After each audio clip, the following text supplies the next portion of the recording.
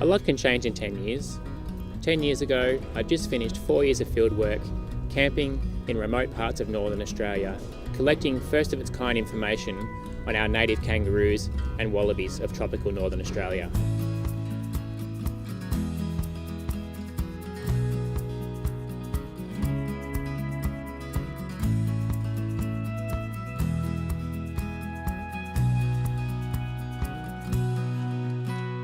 Since then, things have been great for me personally. With the exception of a few grey hairs, life has been good.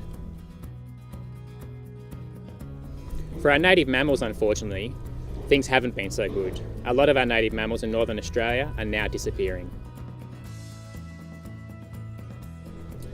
That's scary because over the last 200 years, we've already lost over 10% of our native mammals. So to lose any more of our native mammals would be a real tragedy.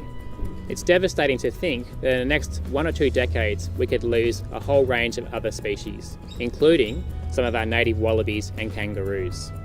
10 years down the track, I now want to know how these kangaroos and wallabies of northern Australia are doing. And unfortunately we're hearing from Indigenous communities in particular that some of these species are disappearing, potentially because of inappropriate fire regimes, too many fires and at the wrong time of year, and for some of our smaller wallabies, large numbers of feral cats dining out at their expense.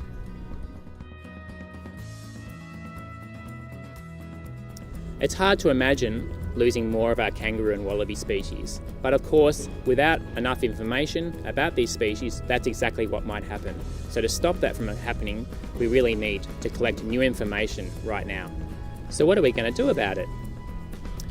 In July, my wife and ecologist Jenny Martin and I will pack up the truck and the kids and take off to northern Australia and revisit some of my old study sites to see how the roos are faring. Ewan's dataset is one of the best of its kind in the world. We know so much about both the roos and their habitat across a massive area of Australia from 10 years ago. It's really rare to have this sort of information, but without it, we'll have no idea why these species are declining. So now we need your help to get back up there and find out what's happening to our kangaroos and wallabies. This is an opportunity that we just cannot afford to miss.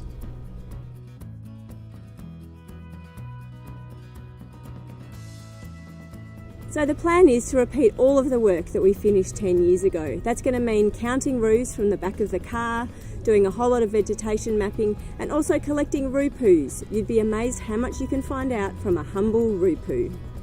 But this time, we're also going to bring along some new technology. We're going to be putting out camera traps, particularly to find smaller wallabies like the spectacled hair wallaby.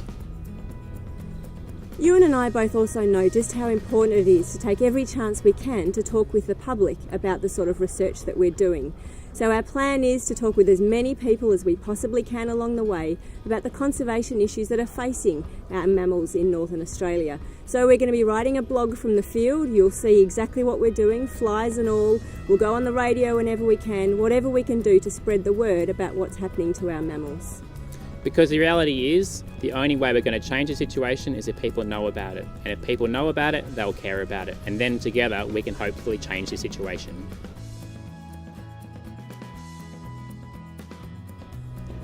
With your generous support, we'll be able to hire a 4-wheel drive to undertake this important work, including also buying the camera traps we need to find these rare wallabies. Please help us conserve Australia's iconic northern kangaroos and wallabies.